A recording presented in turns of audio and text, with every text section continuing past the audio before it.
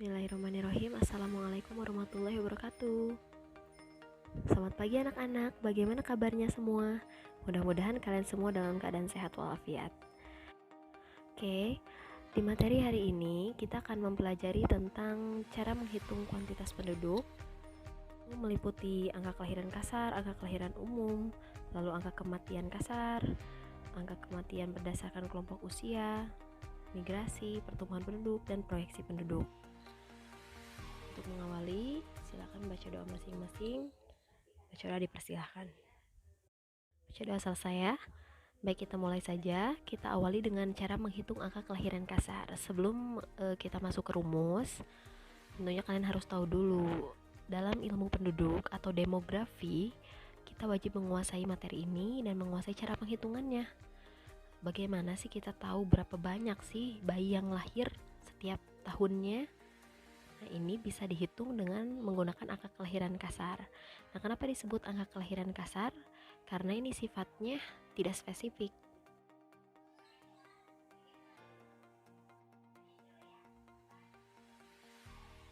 Nah, adapun rumusnya di situ tertulis CBR. Ini dalam bahasa Inggris, atau kepanjangannya itu Crude Birth Rate. Atau angka kelahiran kasar ini bisa didapatkan dengan cara menghitung B. B itu adalah jumlah bayi yang lahir. Jumlah bayi yang lahir dibagi jumlah penduduk atau P. Kenapa kodenya P? P itu adalah population atau penduduk ya, dikali konstanta yang mana konstantanya adalah 1000. Itu nanti kita hitung. Jelas untuk menghitung ini kita memerlukan data yang pasti. Data yang pasti ini biasanya kita dapatkan dari Badan Pusat Statistik ataupun kita bisa dapatkan dari kecamatan setiap daerah. Baru kita bisa menghitung angka kelahiran kasar suatu daerah. Nah, lain halnya dengan angka kelahiran umum. Nah, angka kelahiran umum ini menghitung bayi yang lahir, jelas lahirnya lahir hidup, tapi hanya bagi penduduk wanita yang berusia reproduktif atau sekitar 15 sampai 49 tahun atau 44 tahun. Jadi selain wanita yang melahirkan di usia 15 sampai 49 itu tidak akan dihitung untuk mendapatkan angka kelahiran umum. Ya, kalau rumusnya sama. Rumusnya itu GFR atau General Fertility Rate atau angka kelahiran umum sama dengan B itu jumlah bayi lahir hidup. Itu yang terhitung 1 tahun. Jadi kalau yang hidupnya hanya sampai 6 bulan itu tidak masuk ke dalam perhitungan. Nah, dibagi jumlah penduduk wanita yang melahirkan di usia 15 sampai 49 tahun. Itu dikali konstantanya adalah 1000. Itu baru didapatkan angka kelahiran umum. Jadi pada dasarnya untuk rumus sama saja, hanya yang membedakan adalah keterangannya nanti. Ya, jadi jangan sampai salah ya. Untuk kelahiran kasar itu seluruh usia, tidak spesifik. Sementara untuk kelahiran umum hanya untuk penduduk wanita yang melahirkan di usia reproduktif 15 sampai 49 tahun saja. Kemudian ada juga angka kelahiran menurut kelompok usia.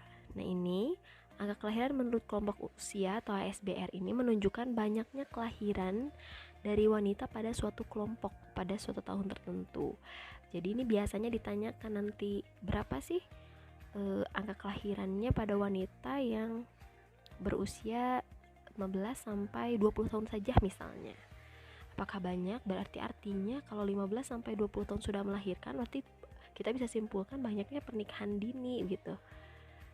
Atau berapa sih wanita yang berapa angka kelahiran bagi wanita yang melahirkan di usia 20 sampai 40 misalnya. Nah, ini artinya menghitung ini tuh berdasarkan kelompok usia, tergantung kelompok usia dari berapa tahun sampai berapa tahun yang diperlukan ya. Dan ini tentunya untuk menghitung CBR, lalu GFR, dan termasuk ASBR ini memerlukan data yang pasti, data yang sahih dari BPS, Badan Pusat Statistik, atau dari kecamatan. Untuk rumus hampir sama ya. Jadi ASBR X di situ, X-nya itu ya tergantung kelompok usia yang ditanyakannya, usia dari berapa sampai berapa. Nah, sama dengan BX. BX itu adalah jumlah kelahiran atau jumlah bayi lahir dari wanita kelompok umur berapa yang ditanyakannya. dibagi P atau penduduk di usia wanita kelompok usia X yang ditentukan dikali konstantanya itu 1000.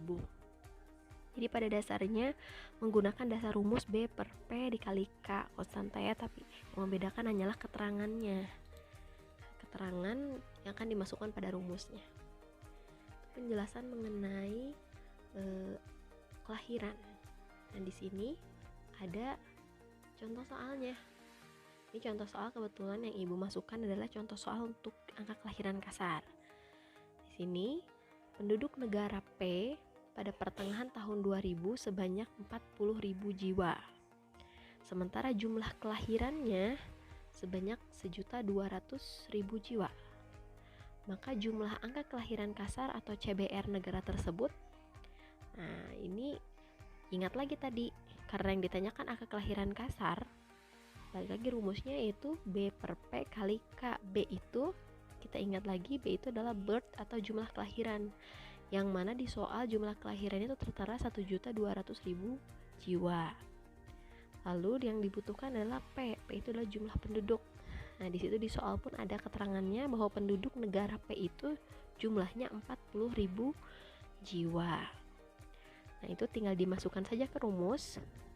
B-nya 1.200.000 jiwa dibagi 40.000 jiwa dikali konstanta. Konstantanya itu 1000 ya, karena perhitungannya per 1000 penduduk.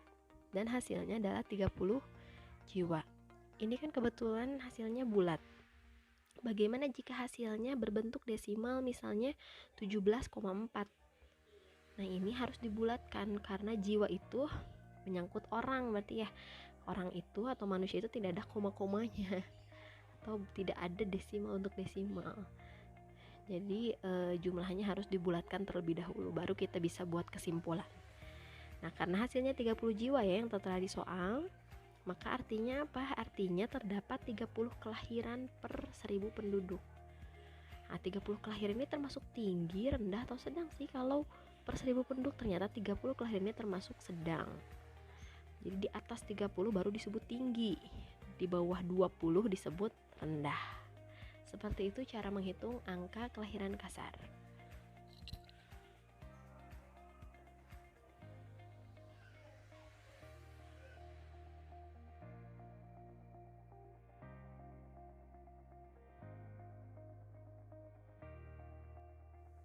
Oke, baik, berikutnya adalah cara menghitung angka kematian kasar atau crude death rate. Ini crude death rate atau angka kematian kasar ini menunjukkan jumlah kematian dari setiap 1000 orang penduduk. Ini sama seperti angka kelahiran kasar, artinya tidak bersifat spesifik. Jadi berapapun usianya dihitung dalam angka kematian kasar. Rumusnya CDR sama dengan D per P dikali konstanta. D di sini adalah jumlah kematian atau singkatan dari death. Kemudian P itu menunjukkan jumlah penduduk atau singkatan dari population. Kali konstantanya yaitu 1000. Kemudian ada rumus angka kematian menurut kelompok umur. Ini disebut age specific death rate atau ASDR. Ini mirip seperti ASBR ya kalau di kelahiran. Jadi menunjukkan jumlah penduduk yang meninggal pada kelompok umur tertentu per 1000 penduduk. Agar kalian lebih memahami, langsung saja kita ke contoh soalnya. Di sini Ibu ambil contoh soal yang berkaitan dengan ASDR.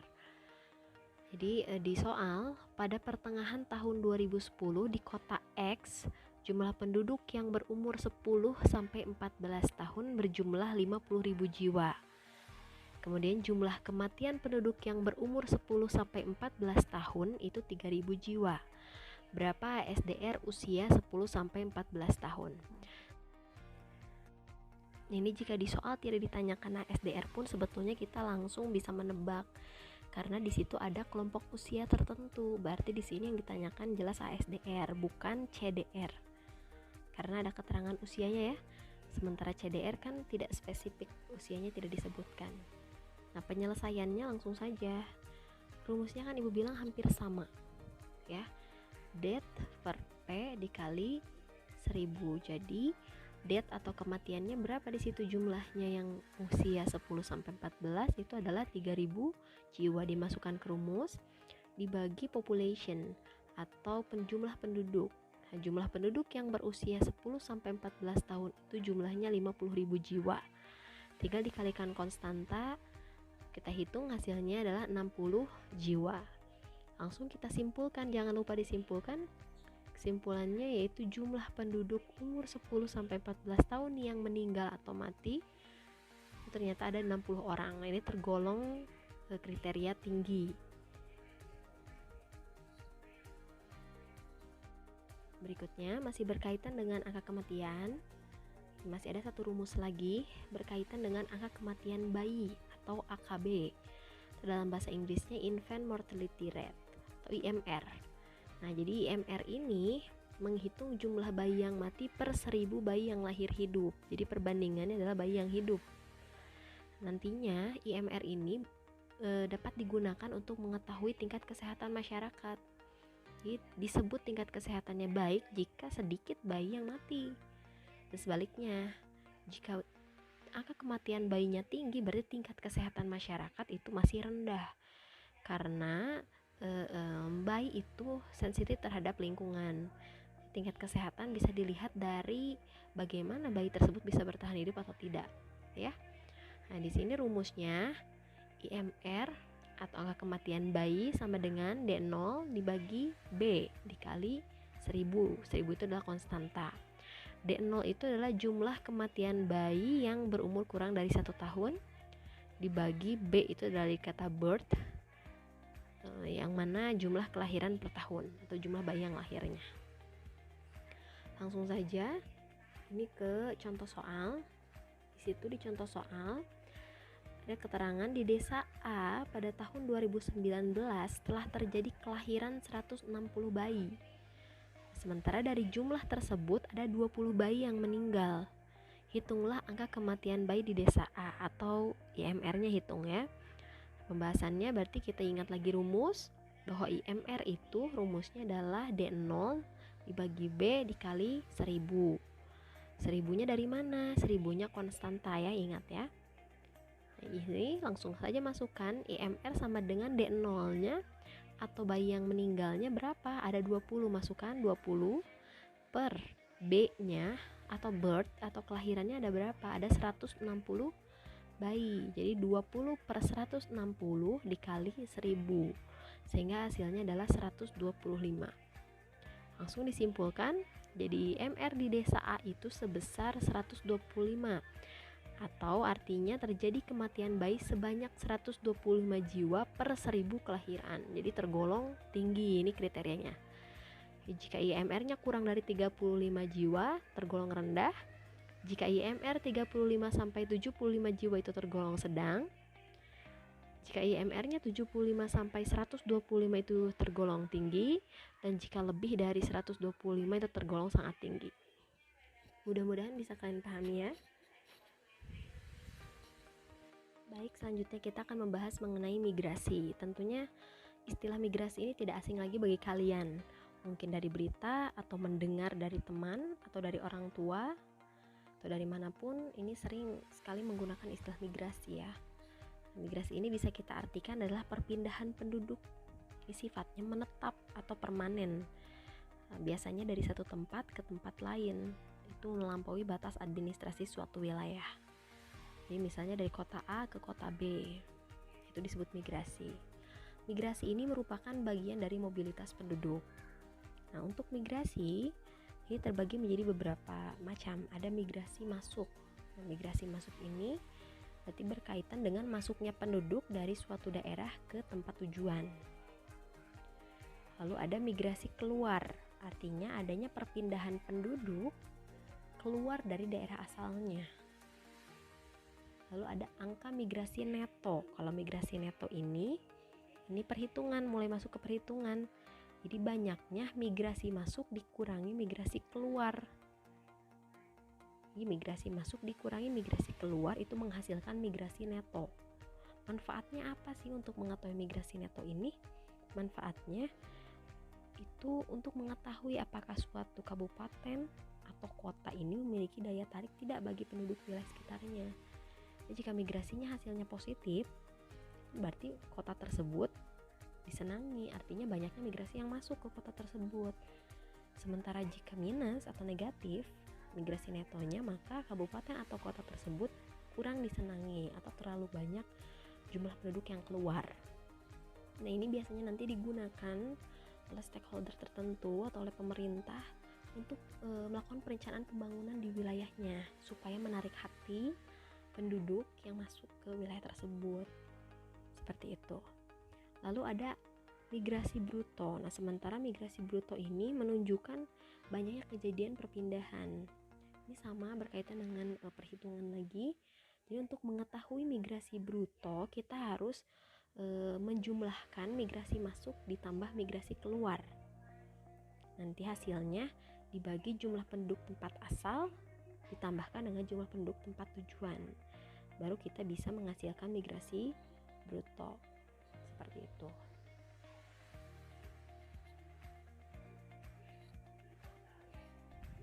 Langsung saja ke cara menghitung pertumbuhan penduduk ya. Nah, adapun rumus pertumbuhan penduduk total itu biasanya memperhatikan faktor kelahiran, kematian, dan migrasi. Jadi rumusnya pertumbuhan penduduk total sama dengan kelahiran dikurangi kematian ditambahkan imigrasi atau penduduk yang masuk dikurangi jumlah penduduk emigrasi atau jumlah penduduk yang keluar. Itu bisa menghasilkan pertumbuhan penduduk. Contoh soalnya, pada tahun 2015 jumlah penduduk kota B sebanyak 300.000 jiwa. Nah, jumlah kelahirannya sebanyak 15.000 jiwa, sedangkan penduduk yang meninggal berjumlah 7.000 jiwa. Selama periode tahun tersebut, kota B itu ternyata kedatangan penduduk yang menetap sebanyak 500 jiwa dan yang pindah ke kota lain sebanyak 250 jiwa. Berapa pertumbuhan penduduk totalnya? Untuk menyelesaikan soal apapun sebetulnya lebih mudah kalian buat keterangan terlebih dahulu. Jumlah kelahirannya L di situ sama dengan 15.000 jiwa. Jumlah kematiannya atau M di situ tertera 7.000 jiwa. Kedatangan penduduk itu berarti masuknya penduduk ke wilayah kita, berarti imigrasi disebutnya I sama dengan 500 jiwa. Sementara pindah ke kota lain berarti emigrasi itu sama dengan 250 jiwa.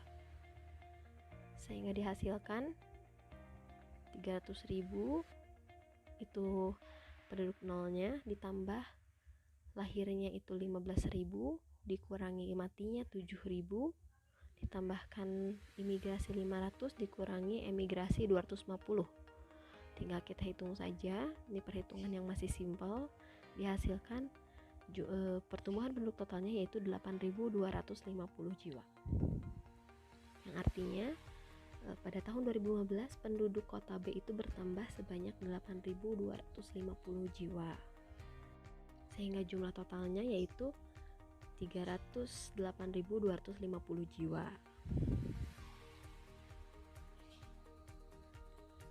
Kemudian ada cara menghitung proyeksi penduduk. Nah, proyeksi penduduk ini berkaitan dengan cara menghitung penduduk di waktu yang akan datang. Misalnya kita ingin mengetahui jumlah penduduk Kota Bogor di tahun 2023 misalnya. Itu bisa menggunakan rumus proyeksi penduduk. Rumusnya ini adalah PN atau jumlah penduduk pada tahun N, itu yang ingin dicari, sama dengan P0 atau jumlah penduduk pada tahun 0, tahun dasar, yang diketahui datanya ya. Dalam kurung 1 itu konstanta ditambah R. R itu adalah tingkat pertumbuhan penduduk per tahun, biasanya di soal dalam bentuk persen. Tutup kurung pangkat N. N itu adalah jarak atau banyaknya lama tahun dari P0 ke PN. Oke ya. Ini langsung ke contoh soal supaya kalian lebih memahami. Misalnya wilayah Bogor memiliki jumlah penduduk sebanyak 40.000 jiwa pada tahun 2014 dan pertumbuhan penduduknya sebesar 2% per tahun. Berapakah jumlah penduduk wilayah Bogor setelah 6 tahun kemudian? Tuh, cara menjawabnya yaitu masukkan rumus dulu. Jadi PN itu adalah penduduk di tahun N yang ditanyakan. Yang ditanyakannya 6 tahun kemudian setelah tahun 2014, berarti di tahun 2020. Jadi P 2020 sama dengan P0 atau data yang ada, data jumlah penduduk dasar itu sebanyak 40.000 jiwa, lalu dikalikan 1 ditambah R. Nah, R-nya di situ adalah 2%. Hanya untuk penyelesaian kita harus merubah dulu persen ke dalam bentuk desimal. Jadi 2% itu berarti 2 per 100 atau 2 dibagi 100, hasilnya 0,02. Ya, jadi 1 plus 0,02 pangkat 66 dari mana? Karena yang ditanyakan adalah 6 tahun kemudian, berarti disitunya tulislah pangkat 6. Langsung saja dihitung. 1 ditambah 0,02 dipangkatkan 6, lalu dikalikan 40.000 jiwa, hasilnya yaitu 45.046,496 jiwa. Ini langsung dibulatkan saja menjadi 45.046 jiwa. Artinya jumlah penduduk bertambah sebanyak 5.046 jiwa pada tahun 2020. Bisa dipahami ya, mudah-mudahan ilmu ini bermanfaat untuk kalian. Terima kasih. Wassalamualaikum warahmatullahi wabarakatuh.